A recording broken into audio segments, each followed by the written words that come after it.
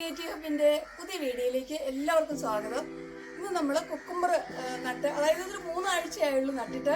ഇത് കണ്ടോ, ആകെപ്പാട് നമുക്ക് ഇതിന് ആവശ്യമുള്ളത് ഒരു എന്താ പറയുക, തക്കാളിപ്പെട്ടി. ഇതൊക്കെ നമുക്ക് ഒരു പൈസ മുടക്കില്ല, ഇല്ലെങ്കിൽ ഒരു ബക്കറ്റ് ആയാലും മതി. കണ്ടോ, ഇപ്പോൾ ഇതിനകത്ത് ഇഷ്ടംപോലെ പൂക്കളൊക്കെ ആയിട്ടുണ്ട്. ഇതൊരു 3 ആഴ്ചയായുള്ളൂ നട്ടിട്ട്. അപ്പോൾ ഇതിങ്ങനെയാണ് ചെയ്തത്, നമുക്ക് ഒരു പൈസ മുടക്കില്ലാതെ. അതുപോലെ ഈ പന്തൽ കണ്ടോ, ഇതാണ് പന്തലിനായി പകരം ചെയ്തിരിക്കുന്നത്. അപ്പോൾ എങ്ങനെയാണ് ചെയ്യുന്നതെന്ന് നമുക്കൊന്ന് കണ്ടിട്ട് വരാം. വീഡിയോ നിങ്ങൾക്ക് ഇഷ്ടമായെങ്കിൽ ലൈക്ക് ചെയ്യണേ, എല്ലാവർക്കും ഒന്ന് ഷെയർ ചെയ്ത് കൊടുക്കണം.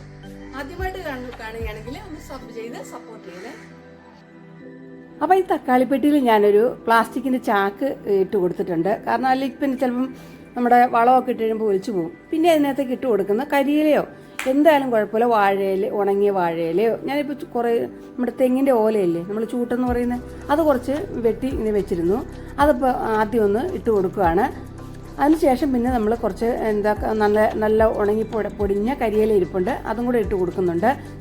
ഇനി നമ്മൾ പോട്ട് മിക്സ് ഉണ്ടാക്കി വെച്ചിട്ടുണ്ട്. അത് ഗാർഡൻ സോയിൽ, കുറച്ച് മണൽ, പിന്നെ കുറച്ച് ചാണകപ്പൊടി, ഇത്തിരി എല്ലുപൊടിയും ഇത്തിരി വേപ്പിൻ ചേർത്തിട്ടുണ്ട്.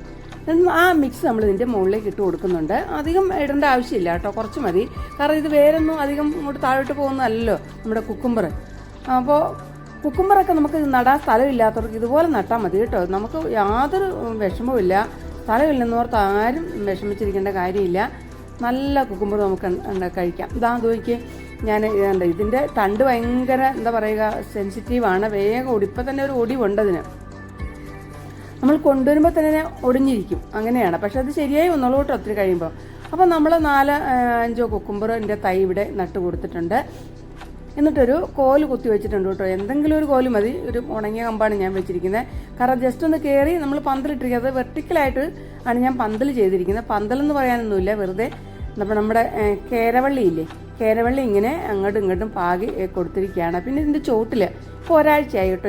ഇതിൻ്റെ ചോട്ടിൽ നമ്മൾ വളം ഇട്ട് എപ്പോഴും വളം ഇടേണ്ട ആവശ്യമില്ല. അതുകൊണ്ട് ഇങ്ങനെ ഒരു പാത്രം എടുത്തിട്ട് അതിൻ്റെ ചൂടൊന്ന് തുളച്ചിട്ട്, ഇത് പ്ലാസ്റ്റിക് കുപ്പിയായാലും മതി. ഇത് ഞാനൊരു കമ്പ്, എന്തെങ്കിലും ഒരു കോല അവിടെ നാട്ടിയിട്ട്, കാരണം ഇത് മറിഞ്ഞു പോകാതിരിക്കാനായിട്ട്. എന്നിട്ട് അതിൻ്റെ മുകളിലേക്ക് ആ പാത്രത്തിൻ്റെ തുളച്ച ഭാഗം ഇട്ട് കൊടുക്കുന്നുണ്ട്. ഇട്ട് കൊടുത്തിട്ട് നമുക്ക് അതിനകത്ത് എന്തെങ്കിലുമൊക്കെ നമ്മുടെ വീട്ടിലുണ്ടാകുന്ന എന്താ പറയുക, പഴത്തൊലി, അല്ല നമ്മളെ പച്ചക്കറി അരിയുന്നതിൻ്റെയൊക്കെ അവശിഷ്ടങ്ങൾ, സവോളത്തൊലിയൊക്കെ അതിനകത്ത് ഇട്ട് കൊടുത്താൽ മതി.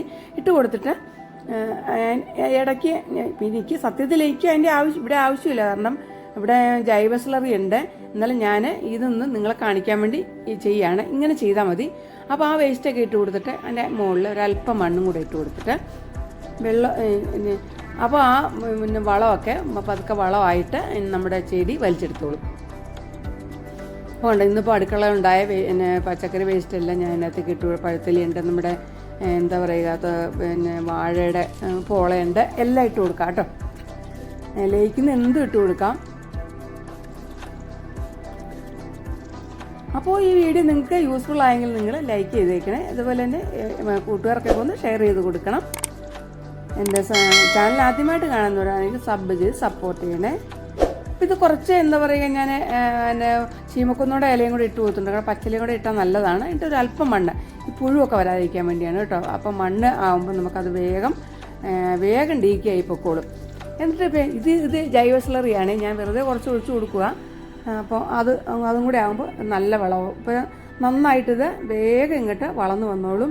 കുക്കുംബർ വേഗം പൂക്കും കായ്ക്കുകയും ചെയ്യുന്ന ഒരു ചെടിയാണ്. നമുക്ക് നല്ല കുക്കുംബർ നമ്മുടെ വീട്ടിൽ തന്നെ ഉണ്ടാക്കി കഴിക്കാം. കണ്ടോ, ഇത് അത്രയൊക്കെ ചെയ്ത് ഇങ്ങനെ വെച്ചിട്ടുണ്ട്. ഇനി വേണമെങ്കിൽ നമുക്ക് ആ കരിയിൽ താന്നു പോകുമ്പോൾ ഇതാണ് പറഞ്ഞത്. ഞാനിങ്ങനെ തൂണില്ലാത്തവർക്ക് തൂണ് കെട്ടി കൊടുക്കുന്നുണ്ട്. ഇവിടെ ഇപ്പോൾ എനിക്ക് വിറകുവരയുടെ ഒരു തൂണും പിന്നെ കാർപോർച്ചിൻ്റെ ഒരു തൂണിലും കൂടെയാണ് ഞാൻ ഈ കേരവള്ളി കെട്ടി കൊടുക്കുന്നത്. എന്നിട്ട് വെർട്ടിക്കലായിട്ടും ഹൊറിസോണ്ടലായിട്ട് 3 വള്ളി കെട്ടുന്നുണ്ട്. പിന്നെ വെർട്ടിക്കലായിട്ട് നമ്മൾ കുറേ വള്ളികൾ കട്ട് ചെയ്തെടുത്തിട്ട് പാകി കൊടുത്താൽ മതി. ഉണ്ട്. ഇനി നല്ല ഇതിപ്പോൾ ഇതിന് മാത്രമല്ല, കോവലിനും ഞാൻ ഇതിനു മുമ്പ് കോവലിൻ്റെ ഇതുപോലെ പന്തൽ നിങ്ങളെ കാണിച്ചിട്ടുണ്ട്. അപ്പോൾ ഞാനതിൻ്റെ എൻ്റെ സ്ക്രീനിൽ കൊടുക്കാം കേട്ടോ, നിങ്ങൾ വേണ്ടവർ കയറി കാണണം. അപ്പോൾ ഇത് നല്ല ബലമാണ് കേട്ടോ, എത്ര നാൾ വേണേലും ഇത് നിന്നോളും. അപ്പോൾ നമ്മുടെ കുക്കുംബറൊക്കെ നല്ലതുപോലെ വളർന്ന് കയറുന്നുണ്ട്. കഴിഞ്ഞിട്ട് 3 ആഴ്ചയായപ്പോൾ ഇഷ്ടം പോലെ പൂവുണ്ടായിട്ടുണ്ട്. ഇനിയിപ്പോൾ നമുക്ക് ഉണ്ടായിക്കഴിഞ്ഞാൽ അതിൻ്റെ അപ്ഡേഷൻ വീഡിയോയും കൂടെ ഞാൻ നിങ്ങൾക്ക് ചെയ്ത് കാണിക്കുന്നുണ്ട് കേട്ടോ. അപ്പോൾ അടുത്ത നല്ലൊരു വീഡിയോയിൽ നമുക്ക് പിന്നെ ഒരു വെള്ളക്കുപ്പി വെച്ചിട്ടുണ്ട്. നമുക്ക് വെള്ളം എപ്പോഴും ഒഴിച്ചു കൊടുക്കേണ്ട ആവശ്യമില്ലാണ്ട് ഒരു തുള്ളിയായിട്ട് വീഴാനൊരു വാട്ടർ ബോട്ടിലും കൂടെ വെച്ച് കൊടുത്തിട്ടുണ്ട്. അപ്പോൾ നമുക്ക് എപ്പോഴും നനയ്ക്കേണ്ട ആവശ്യമില്ല, അതൊക്കെ തന്നെ നനഞ്ഞോളൂ. ഇടയ്ക്ക് കുപ്പിക്കകത്ത് വെള്ളമൊന്ന് ഫില്ല് ചെയ്ത് കൊടുത്താൽ മതി. തുള്ളി നനയുടെ വീഡിയോ ഞാൻ ചെയ്തിട്ടുണ്ട്. അപ്പോൾ അടുത്ത നല്ല വീഡിയോയിൽ നമുക്ക് വീണ്ടും കാണുന്നവരെ എല്ലാവർക്കും good bye. Thanks for watching.